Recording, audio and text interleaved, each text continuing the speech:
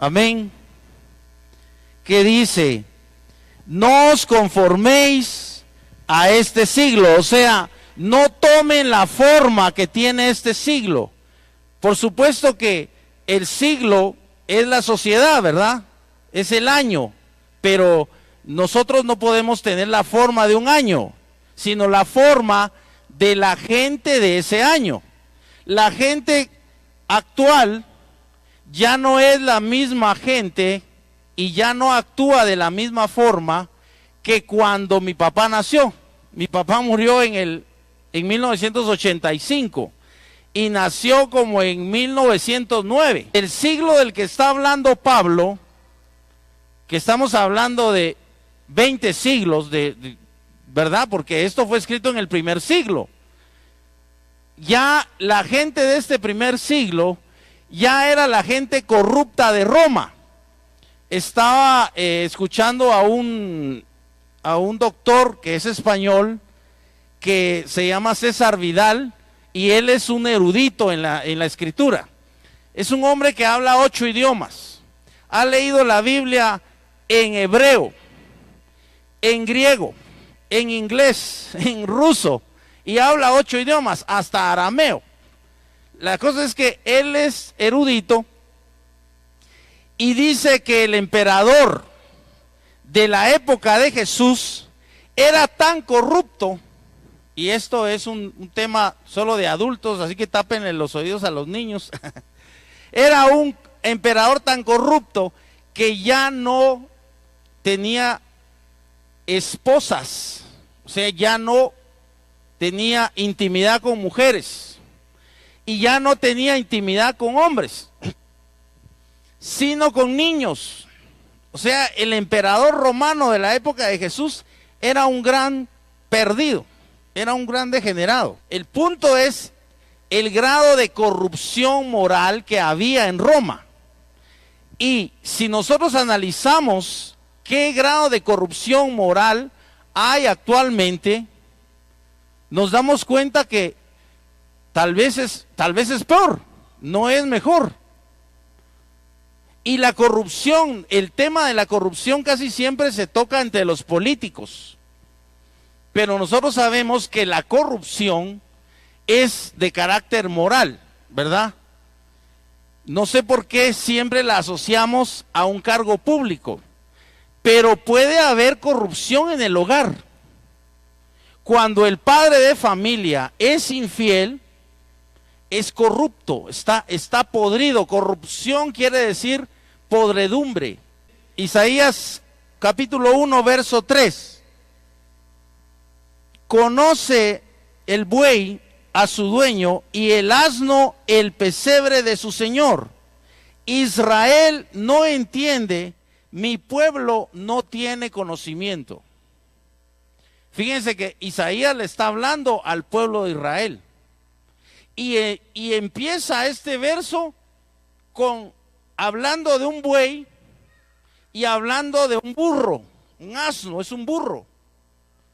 Y en Guatemala ustedes saben que esa palabra es muy usada y es ofensiva, y hasta los cristianos la decimos, la palabra burro.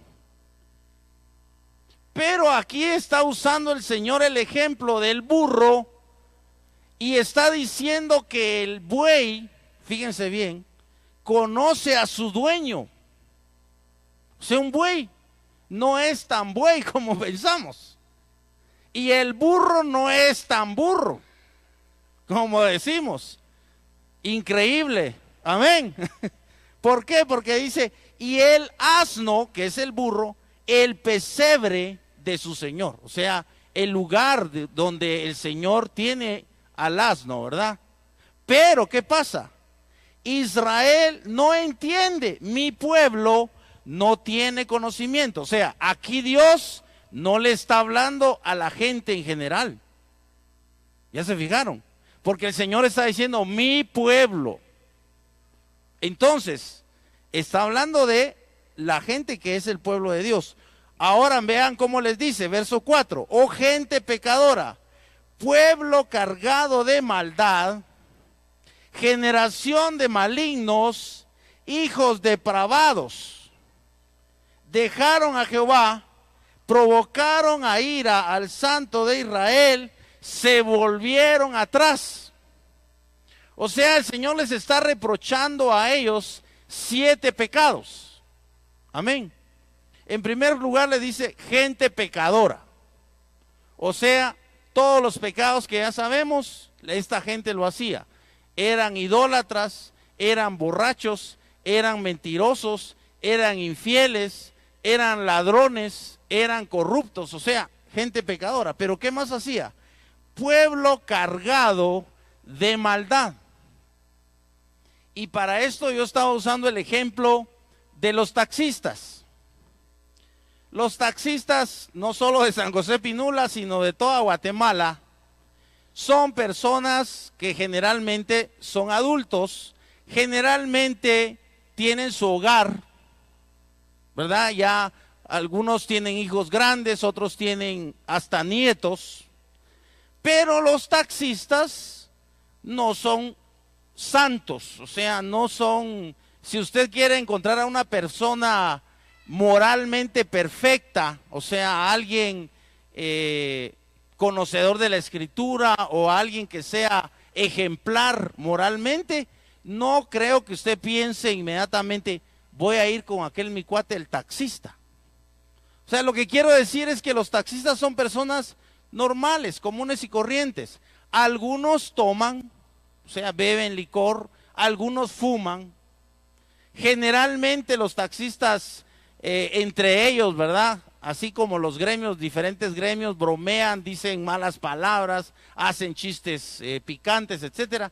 Pero el punto es que aparte es cuando ya se está cargado de maldad. El taxista no es ejemplar, pero no es un asesino, ¿verdad? No es un marero.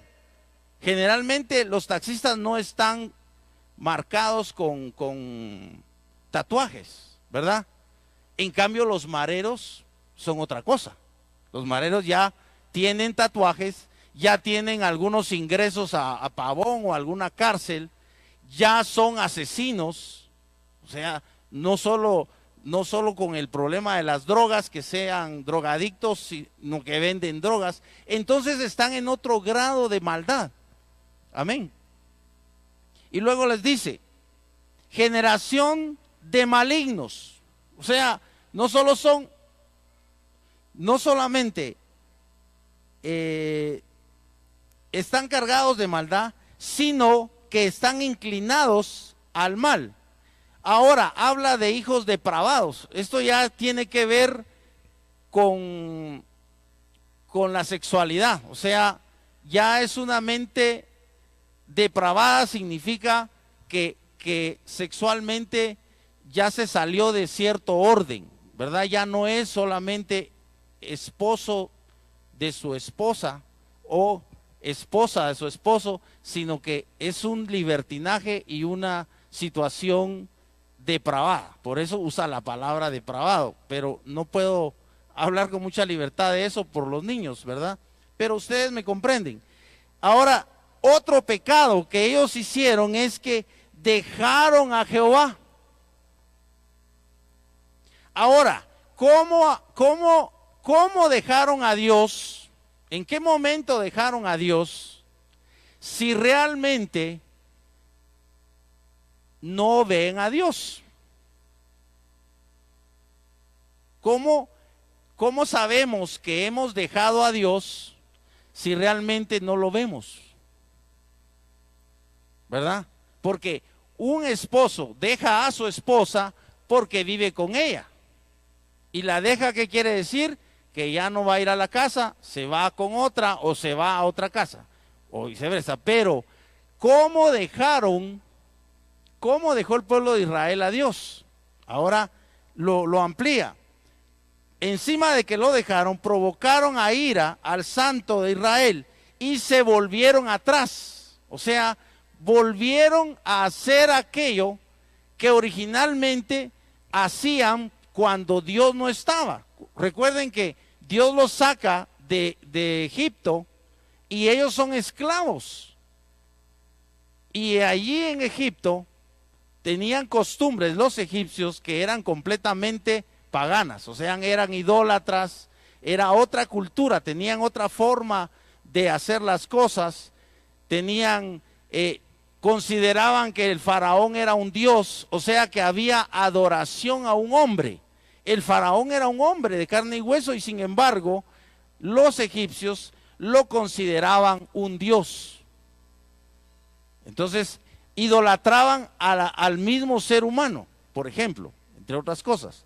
Pero en el 5 dice, estamos en Isaías 1:5, ¿por qué querréis ser castigados aún? Todavía os rebelaréis. Y en esta palabra está la clave de dejar a Dios. Porque recuerden que el pacto de Dios con Israel era la ley. O sea, tenían ellos una ley de parte de Dios que había que cumplir. Ahora, en nuestros días, siempre hay un pacto. Amén. Y el pacto, que es el nuevo pacto, es en Cristo. Pero ¿cuál es el pacto? Que Él iba a escribir las leyes, ¿en dónde? En el corazón. Amén. Pero acá, en este tiempo de Isaías, todavía no se había escrito eso en el corazón.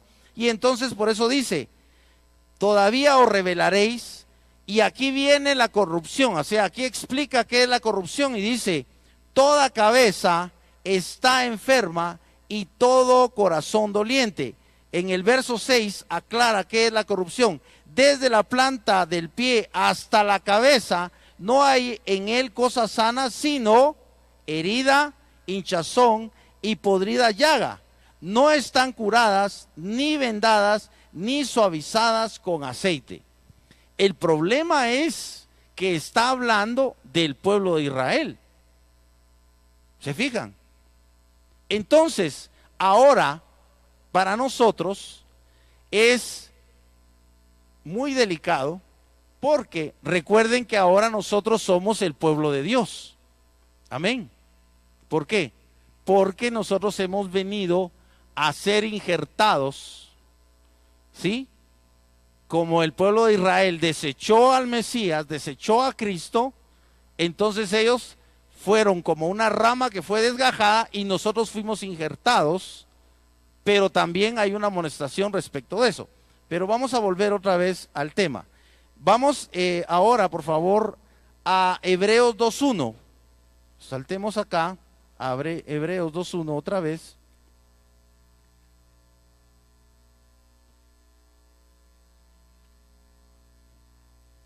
Y viene digamos, el versículo que podríamos decir que es el más importante de este mensaje, porque está hablando acerca de la salvación, amén, pero nos está diciendo que no debemos descuidar una salvación tan grande. Pero vean, en el verso 2, estamos en Hebreos 2, dice, porque si la palabra dicha por medio de los ángeles fue firme, y toda transgresión y desobediencia recibió justa retribución, ¿cómo escaparemos nosotros? Y aquí está el verso que quiero llamar su atención, si descuidamos una salvación tan grande. Entonces, estamos tratando de entender que el verso central acá es acerca de la salvación, pero el primer verso es acerca de conformarnos, de hacernos conforme a la gente de este siglo. Y entonces estamos contraponiendo simplemente dos tipos de personas. Las personas de este siglo que no conocen al Señor, que no conocen la palabra de Dios, que no han sido renovados, que no han sido transformados, que no se han regenerado. Y nosotros que sí, pero siempre y cuando hagamos lo que la palabra de Dios dice. Y nos decía en el primer versículo que somos nosotros los que debemos transformarnos. Amén. Ahora, ¿cómo nos vamos a transformar? Si recordamos el verso, pueden ir ahí adelante, pueden ir atrás porque es en Romanos, dice que nos transformamos por medio de la renovación del entendimiento. Entonces, el entendimiento simplemente es el instrumento para que yo me renueve. Eso quiere decir que la escritura o el mensaje de Cristo es un mensaje que yo debo entender. Amén. Es un mensaje inteligible, o sea, es un mensaje para mi entendimiento. Voy a poner un ejemplo. ¿Les parece a ustedes que un bebé de 2 o 3 años tiene la capacidad para comprender qué es el pecado, qué es el infierno, quién fue Jesucristo, que estos temas? ¿Creen ustedes que un bebé de 2 o 3 años es capaz de entender esto? ¿Verdad que no? Mucho menos un bebé de 3, 6 meses. Y sabemos, por ejemplo, por la tradición religiosa de Guatemala y de toda Latinoamérica, que en algún momento histórico decidieron que el bautismo, que originalmente ustedes recuerdan que era para los adultos, porque el profeta Juan le hablaba a los adultos, a las personas de 15 años para arriba. Todavía un niño de 12 años, aunque ya más o menos es adolescente, realmente no es un adulto, a menos que haya pasado por cierto proceso y realmente ya tenga 12 años, pero él ya sepa todo lo que sabe un adulto. Pero generalmente Juan le hablaba a los adultos, ¿y qué les decía? Arrepentíos y convertíos y bautícese cada uno. Y en determinado momento la iglesia cristiana en Europa, para no decir nombres, decidió que el bautismo podía aplicarse a los bebés. Y ya saben de qué iglesia estoy hablando. Y no a los adultos, que somos los que tenemos que tomar la decisión de ese bautismo, ¿sí o no? Pero nosotros que hemos venido al conocimiento de la palabra de Dios, entendimos que somos nosotros los que debemos obedecer a ese llamado cuando nos dice la palabra de Dios, el que creyere, ¿y qué más dice? Y fuere bautizado, será salvo. Pero, ojo, dice, ¿será salvo o es salvo? Si quieren lo buscan. ¿Cómo dice? ¿Será salvo o dice, el que creyere y fuere bautizado es salvo? ¿Cómo está el verbo? Está en futuro. El que creyere y fuere bautizado será salvo. O sea, es algo complicado. ¿Por qué? Yo estoy creyendo y me estoy bautizando, pero la escritura no me dice ya es salvo, me dice será salvo, porque después la escritura me dice sin santidad nadie verá al Señor, ¿sí o no? ¿Sí o no? Ahora, ¿creen ustedes realmente que el agua de un lago, de una piscina, de un río, de una pileta bautismal, creen ustedes que tiene alguna virtud, o sea, algún poder, alguna capacidad de limpiar mis pecados, de limpiarme realmente, de que al salir yo de ese bautismo, mágicamente o milagrosamente, vamos a usar la palabra correcta, realmente yo soy otro? O sea, cada uno de ustedes piensa que el agua en sí misma tiene la capacidad de cambiarlos, o simplemente salieron mojados o salimos mojados de ahí. Porque, si se dan cuenta, la clave del bautismo es lo que dice la escritura previamente: el que creyere. Y cuando Juan predicaba decía, arrepentíos y convertíos y bautícese cada uno. Por eso cuando llegaban los fariseos y querían bautizarse, como no se habían arrepentido y no se habían convertido, por eso ¿qué les dice Juan el Bautista? ¿Y a ustedes quién les ha enseñado a huir de la ira venidera? Hagan obras dignas de arrepentimiento. Entonces, el punto es que estamos hablando de renovar el entendimiento. ¿Para qué? ¿Por qué? Porque tenemos que transformarnos. Veamos otra vez cómo termina el versículo. Regresemos a Romanos. Estamos en Romanos 12, verso 2. Nos vamos a renovar entonces nos vamos a transformar por medio de la renovación del entendimiento. ¿Para qué? Para que comprobéis cuál sea la buena voluntad de Dios, agradable y perfecta. ¿Ya se fijaron? Voy a repetir el orden. Nos vamos a renovar, voy a renovar mi entendimiento para transformarme, para que comprobar cuál es la voluntad de Dios. Amén. Vamos a repetirlo. Digamos, por favor, repitan conmigo. Voy a renovar mi entendimiento. Repitan, por favor. Voy a renovar mi entendimiento para transformarme, para comprobar cuál es la voluntad de Dios. ¿Ya se fijaron? Que para comprobar cuál es la voluntad de Dios. O sea, ¿qué es lo importante? Renovar el entendimiento, transformarme o comprobar cuál es la voluntad de Dios. ¿Y qué más dice de la voluntad de Dios? ¿Qué dice que es? Agradable y perfecta.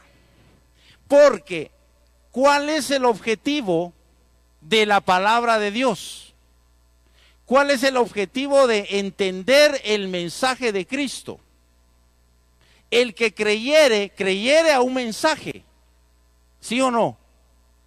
Y fuere bautizado, no simplemente fuere bautizado, sin creer nada, sin entender nada. Y luego nos dice aquí la Escritura que por la renovación del entendimiento. Ahora, eso quiere decir que yo tengo un entendimiento, pero no es ese entendimiento el que me sirve. Tengo que renovar ese entendimiento. Amén. Vamos a hacerlo más gráfico, aunque yo ya sé que ya me di a entender. Aquí está mi licencia, pero yo tengo que renovar la licencia. Entonces, ¿qué quiere decir? Que tengo que entregar la licencia, la cortan con una tijera, ¿sí o no? Porque es un plástico y me dan otra licencia. Así que no me va a servir esta licencia porque hay que renovarla. Ese entendimiento no les sirve. Amén. Digan ustedes para ustedes mismos. Digan, mi entendimiento. Digan así, con su mano, con su dedo. Mi entendimiento no me sirve. No me sirve mi entendimiento. Por eso Pablo dice, mas vosotros tenéis la mente ¿de quién? ¿De quién? De Cristo. Entonces, ¿qué mente tengo que tener? La mente de Cristo.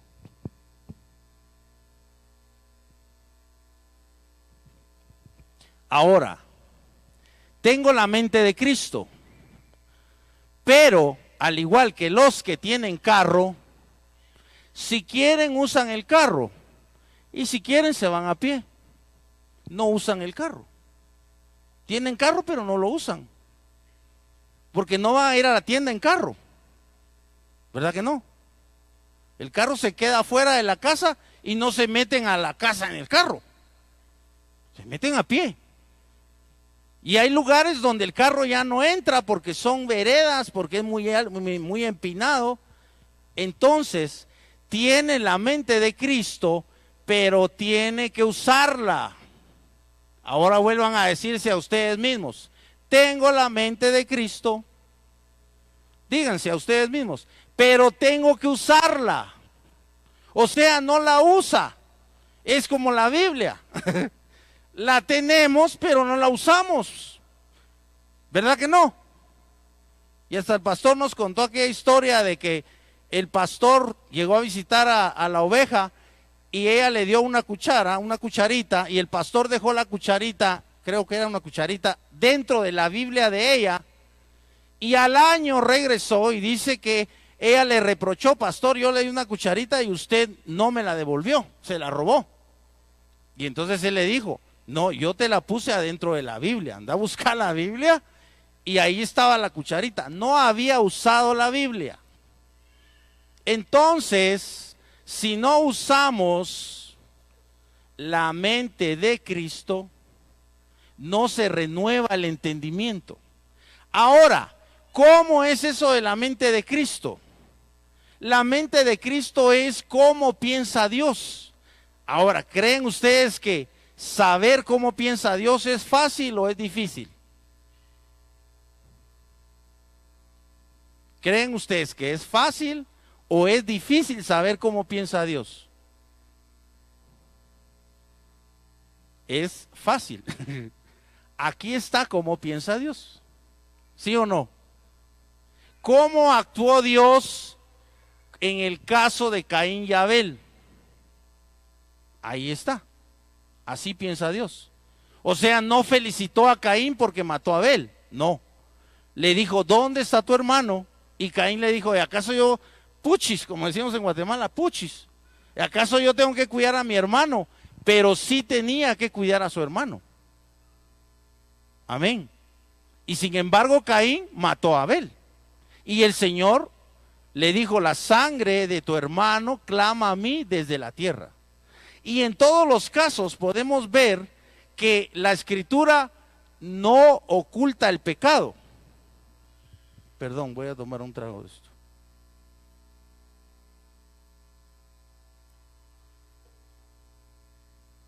Uno de mis libros favoritos, yo no sé si de ustedes, es el del profeta Jonás. O sea, el Señor le dice, ve a Nínive y ve a predicar que Nínive será destruida. ¿Y qué hace Jonás? Pues, chica, yo no voy a Nínive, me voy a ir a Tarsis. Entonces el Señor le dice, no, ve a Nínive. No, hombre, o no, Señor, yo no voy a ir a Nínive, voy a ir a Tarsis. Y se fue a Tarsis, se fue a un puerto y agarró un barco y se fue a otro lado. Nínive no era el lugar donde quería ir Jonás. Dicen que lo que pasó es que los de Nínive habían dado muerte a familiares de Jonás. O sea, en Nínive había gente mala. Y ahora el Señor está mandando a Jonás, ve a Nínive a decirles que se arrepientan porque los voy a destruir. Pero antes de destruirlos necesito que vayas y les digas que los voy a destruir si no se arrepienten. Pero ¿qué hizo Jonás? No me voy a Nínive. Ahora, ¿era profeta o no era profeta? Era profeta. Y antes de esa desobediencia, ¿creen ustedes que ya había tenido otras misiones? O sea, ya Dios le había encomendado otras misiones. Yo creo que sí. O sea, no nació él como profeta en ese momento. Él ya era profeta, o sea, ya había ejercido el oficio de profeta. ¿Qué es el oficio de profeta? Mira, haceme favor de decirle al hermano Edgar que mañana tiene que presentarse a las 7 de la mañana si quiere el trabajo que pidió. Entonces el hermano va y le dice al hermano Edgar lo que el Señor le está diciendo. Esa es toda la función del profeta, decirle a la gente lo que hacía el profeta que estamos hablando, el profeta Juan. ¿Qué tenía que decir? Arrepentíos y convertíos y bautícese cada uno. Eso era todo. Pero en ese momento Jonás no quiso obedecer y se fue Ahora, Dios sabía que se iba a ir. Dios sabía que no iba a obedecer. Dios sabía que se iba a poner a dormir en el camarote. Dios sabía que los marineros iban a descubrir que por culpa de él el mar estaba atormentado y por poco se los traga, porque dice que ellos estaban angustiados. No sabían por qué el mar estaba así. Es que era terrible, según ellos. Y entonces todos creyeron que iban a morir y empezaron a echar suertes, dice, y la suerte cayó sobre Jonás. Así que Jonás tenía la culpa. Y le dijeron, cuéntanos qué pasó. Y él les dijo, es que Dios me mandó a Nínive, pero yo estoy aquí. Imagínense a dónde llegó Jonás al punto de decir que lo mataran. Porque él fue el que les dijo, ¿saben qué? Para que esto se calme, tírenme al agua. Pero estamos hablando de un barco, está en alta mar. Estamos hablando de una tormenta. ¿Qué estaba diciendo Jonás? Mátenme. O sea, Jonás no quería vivir. Estaba deprimido. Estaba en desobediencia. Y sin embargo, ya sabemos qué pasó, que hasta Cristo usó el ejemplo de Jonás. Amén. Entonces vamos a regresar otra vez acá, por favor, en Hebreos. Estamos en Hebreos, hablando acerca también de la salvación, y dice que no debemos descuidar una salvación tan grande. Pero vamos a ver aquí otras palabras claves. Estamos en Hebreos 2:3. ¿Cómo escaparemos nosotros si descuidamos una salvación tan grande? Ahora, ¿cómo podemos descuidar nosotros la salvación? Si no renovamos nuestro entendimiento, si no nos transformamos, si no utilizamos la mente de Cristo, o sea, si no pensamos cómo pensaría Cristo. ¿Pero para qué? Para actuar como actuaría Cristo, para actuar conforme a la palabra de Dios. Y vamos a tomar un ejemplo bien clásico, digamos, regresemos al Salmo, por favor, al Salmo 1, que más parece como si fuera un proverbio, como si eso estuviera mejor para el libro de Proverbios que para el Salmo. El Salmo 1. Aquí está. Es un salmo muy conocido, amén.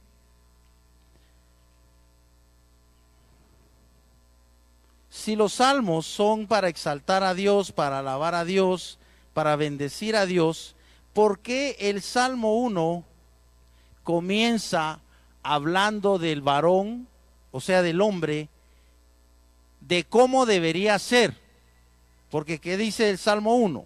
Leamos en voz alta. Bienaventurado el varón que no anduvo en consejo de malos.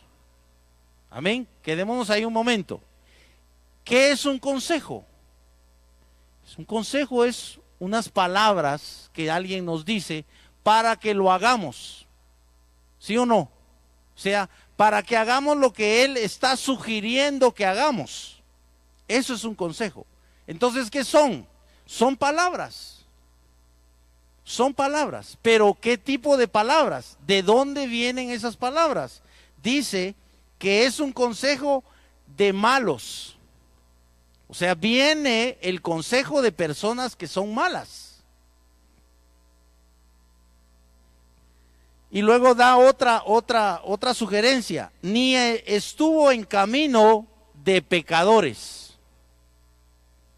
sino en la ley de Jehová está, ¿qué? Su delicia. Y en ella medita de día y de noche. Entonces tiene que ver con oír, ¿sí? Tiene que ver con oír, tiene que ver con entender, pero tiene que ver con poner por obra, o sea, con practicar, con llevar a cabo esto que nos están sugiriendo. Pero lo que nos están sugiriendo es un mal consejo. Pero los consejos de la palabra de Dios son diferentes. Amén. Pero ¿dónde tiene que estar ese consejo? Ahora vamos a Josué para que sepamos dónde tiene que estar ese consejo, que yo sé que ustedes ya lo saben. Pero recordemos lo que le dijo el Señor a Josué. Josué 1:8. Amén. Yo creo que lo saben de memoria. A ver quién lo recita de memoria. Nunca se apartará de tu boca este libro de la ley, sino que de día y de noche meditarás. Pero ¿cómo voy a meditar en algo que yo no he leído? ¿Cómo voy a meditar en algo que no conozco? ¿Cómo voy a meditar en una ley que no me ha sido dada? O sea, que no la he leído, no la he oído. ¿Cómo viene la fe? La fe viene por el oír. ¿Pero el oír qué? El oír la palabra de Dios. Ahí sí viene la fe. Y vemos que allá, cuando dice, puesto los ojos en ¿quién? En Jesús, el autor de ¿qué? Y consumador de la fe. Así que nosotros tenemos fe, entre comillas, pero la fe que Jesús creó o que hizo, Él es el autor de la fe. Así que Cristo, dice la Escritura, puesto los ojos en Jesús, el autor y consumador de la fe. Ahora, la fe que viene por el oír, ¿para qué sirve fundamentalmente? O sea, ¿cuál es el objetivo de la fe? La fe que Cristo hizo no es para que yo diga, tengo mucha fe. Yo tengo mucha fe. Es para que yo la use, porque sin fe, ¿qué pasa? Es imposible agradar a Dios. ¿Por qué necesito la fe? Porque no puedo ver a Dios. Ahora, levanten la mano. ¿Quién quiere tener sueños de Dios? No sueños de Él mismo, no sueños de uno mismo, sueños de Dios. A ver, levanten la mano. ¿Quién quiere tener sueños de Dios? ¿Y quién quiere tener visiones de Dios?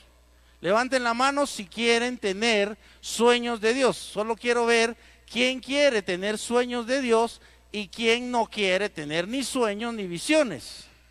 ¿Y cómo voy a obtener yo sueños y visiones de Dios? Cuando venga sobre mí el Espíritu Santo, ¿sí o no? Amén. Porque el que da los sueños es el Espíritu Santo. Ahora, vamos rapidito porque yo creo que ya es tarde. En Josué estamos recordando simplemente lo que le dice el Señor. Regresemos por favor a Josué. Que la clave es que le dice, de día y de noche meditarás en él, en el libro de la ley. ¿Para qué? Para que guardes y hagas conforme. ¿Ya se fijaron? Ahí está otra vez la palabra conforme, o sea, con la forma que hagas, el modelo que ahí se te está dando, ¿sí? Conforme a lo que en él está escrito, a todo lo que en él está escrito. ¿Por qué? Porque entonces harás prosperar tu camino y todo te saldrá bien.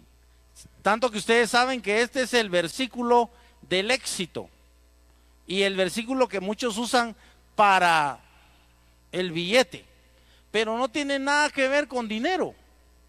Ahí no tiene nada que ver con dinero. Porque solamente está diciendo para que hagas prosperar tu cuenta bancaria. No, que hagas prosperar tu camino. Ahora, ¿qué camino es tu camino? Ahora, preguntémonos a nosotros mismos, ¿cuál es mi camino? ¿Está prosperando realmente mi camino? ¿O qué camino es el que el Señor quiere que yo camine y realmente estoy en el camino de Dios? No sé si me explico en la pregunta, son dos preguntas. ¿Mi camino o el camino de Dios? ¿Estoy caminando en el camino de Dios o estoy caminando en mi camino? Aquí dice, para que hagas prosperar, ¿qué? Tu camino. Pero ¿qué dice el Señor? Sus caminos no son mis caminos y sus pensamientos no son mis pensamientos. Por eso es que yo debo renovar mi entendimiento y ya no debo pensar de la forma que piensa un ser humano común y corriente, un ser humano que no conoce a Dios, un ser humano que no ha tenido el privilegio de que el Señor le revele su palabra. O sea, cuando ustedes abren la Biblia, cuando ustedes leen la Escritura, realmente, mejor me voy a incluir, cuando leemos la Escritura, nos pasa lo del eunuco que iba, ¿se acuerdan ustedes? Felipe creo que era el que tuvo que ser enviado, porque el eunuco estaba leyendo. Y viene Felipe y le pregunta, ¿entiendes lo que lees? ¿Entiendes lo que lees? O sea, hemos entendido lo poco, digamos, que hemos leído de la Escritura. ¿Cuántos creen que han entendido el 100% de lo que han leído? ¿Verdad que es difícil? Suena como a jactancia. Yo lo he entendido todo. Hay cosas que son muy complicadas. Recuerden que Pedro decía que Pablo escribía cosas muy profundas que no cualquiera entendía. Entonces, la Escritura requiere que yo tenga un entendimiento renovado, que yo tenga la mente de Cristo, que yo ponga mi pensamiento en entender cuál es la voluntad de Dios, que es agradable y perfecta, ¿sí o no? Pero la voluntad de Dios es compleja porque es en todo mi camino, en todas las cosas que yo hago, en cada paso que yo doy. Pero desafortunadamente nosotros no obedecemos en todos los pasos. O sea, hay pasos que sí y pasos que no. O sea, caminábamos 3 pasos bien y luego 2 pasos mal. Hacemos algo bueno, pero después hacemos algo malo. Entonces, el problema es que nosotros tenemos que llegar a un crecimiento, amén, a una madurez de poder caminar de acuerdo con la voluntad de Dios, que está claramente en su palabra. Pero si la entendemos, si la escudriñamos, si meditamos para hacer conforme a lo que está en ella escrito. Amén. Solo vamos a terminar otra vez volviendo al Salmo 1. Vamos a regresar al Salmo 1, y vamos a recordar que la Escritura comienza con bienaventuranzas acerca de aquel que no anduvo en consejo de malos, no estuvo en camino de pecadores, ni en silla de escarnecedores, o sea, ni en silla de los que se han burlado, sino en la ley de Jehová está su delicia. Pero hay que reconocer que para nosotros es más delicioso, y es difícil, pero tenemos que reconocer que es más delicioso las cosas de la vida la comida, el descanso, la televisión, la música, hay una serie de cosas, la ropa. Levante la mano alguna hermana que no le gusta salir de compras, alguna hermana que odie ir al supermercado a comprar. Levante la mano, quiero ver.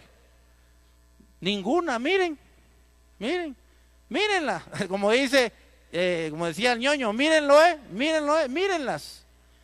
A todas las mujeres les gusta salir a comprar, ¿sí o no? Zapatos, blusas, bolsas, ¿sí o no? Les gusta. Y a nosotros nos gustan otras cosas. ¿A cuántos de nosotros no nos gustaría comprar un carro nuevo ya, mañana? A ver, levanten la mano, a ver, ¿quién quiere un carro nuevo ya mañana? Ahí está el hermano Héctor. Ya mañana. Y por fe. Lo va a comprar pronto. Todos queremos las buenas cosas de la vida. Todos queremos las... Yo he tenido, ya les confesé, el vicio de gastar. La primera vez les conté que me gasté 15,000 quetzales en una semana. Después la segunda vez, hace años, ¿verdad? Me gasté 52,000 quetzales en 2 meses. La tercera vez me gasté 75,000 quetzales en 4 meses. Claro que no es seguido, ¿verdad? Porque no se puede. Pero el punto es que yo he tenido ese problema, me gusta gastar. Y pregúntenme en qué, ¿verdad? Pero no han sido cosas malas. Pero el punto es que hay compradores compulsivos. Tienen 100,000 quetzales y no les alcanza. Le acaban de dar el sueldo o el gasto a la esposa y ya a la semana ya no tiene nada. Pero mi amor, si te di 2,000 quetzales, sí, mi vida, pero todo está muy caro. Se gastó 2,000 quetzales en una semana. Porque a todos nos gustan las buenas cosas. Y hay que reconocer que a veces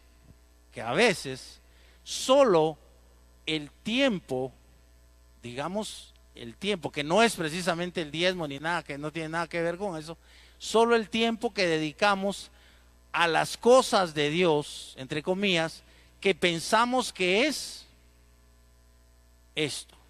Ahora, díganme sinceramente, venir al culto, sentarse a oír el mensaje, pararse un rato a cantar unas alabanzas que ni me sé, a veces ni hablo ni canto porque no me sé la canción, no me sé el himno.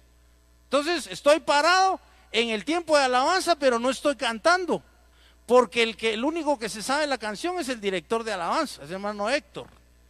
De ahí nadie lo sabe. No es una crítica, es solo un comentario. Va. Y luego nos sentamos a oír el mensaje. ¿Creen ustedes que esto es la parte más difícil de la vida cristiana o es la parte más fácil de la vida cristiana o esto solamente es las instrucciones que el Señor nos da para la vida cristiana? ¿No creen? Que aquí venimos y el Señor nos explica, hijo mío, haz esto, haz lo otro, como ha estado diciendo nuestro pastor, oren, vengan a orar, y nadie viene. Espero en Dios que oremos en la casa, evangelicen, hagan su grupo familiar. No, pero el punto es que cuando nosotros renovamos nuestro entendimiento con la palabra de Dios, cuando usamos la mente de Cristo, cuando dejamos de pensar de la forma humana, por así decirlo, y comenzamos a pensar de la forma bíblica, o sea, cómo aborda la Biblia o cómo abordó determinado personaje, determinado problema, cómo resolvió Moisés cierto problema, cómo hizo Salomón. ¿Recuerdan ustedes, por ejemplo, cómo enfrentó el problema de las 2 mamás con un solo bebé? ¿Recuerdan eso? Y les dijo a las señoras, bueno, hay que partir al bebé, Pónganse de pie, vamos a terminar ahorita. Pongámonos de pie, vamos a terminar. ¿Y qué le dice? Le dice Salomón a las dos madres de familia, con un solo bebé, dos mamás de un solo bebé. Y una decía, es que es mi hijo, y la otra decía, no, este es mi hijo, aquella me lo robó. Y entonces Salomón dice, bueno, traigan una espada, vamos a partir al bebé, y le vamos a dar la mitad a una y la mitad a la otra. Entonces dice que se conmovió las entrañas de la verdadera madre y dijo, no, no lo maten, dénselo a ella. Y la otra, como no era la mamá, dijo, no, mátenlo, ni para ella ni para mí. ¿Y qué hizo Salomón? Dijo, esta es la mamá. Esta es la mamá. Eso va a pasar cuando realmente nosotros actuemos conforme a la palabra de Dios, conforme a la mente renovada, conforme a la mente de Cristo, cuando logremos actuar de otra forma y la gente diga, ah, pero este no actuó realmente como tenía que actuar. Este sí puso la otra mejilla. Este sí perdonó el agravio. Este sí bendijo a su enemigo. Este sí perdonó a su enemigo y encima ora por su enemigo. Amén. O sea, cuando nosotros realmente amemos y pongamos por obra la palabra que nos manda, por ejemplo, a amarnos entrañablemente. Pero ¿cuántos de nosotros amamos entrañablemente?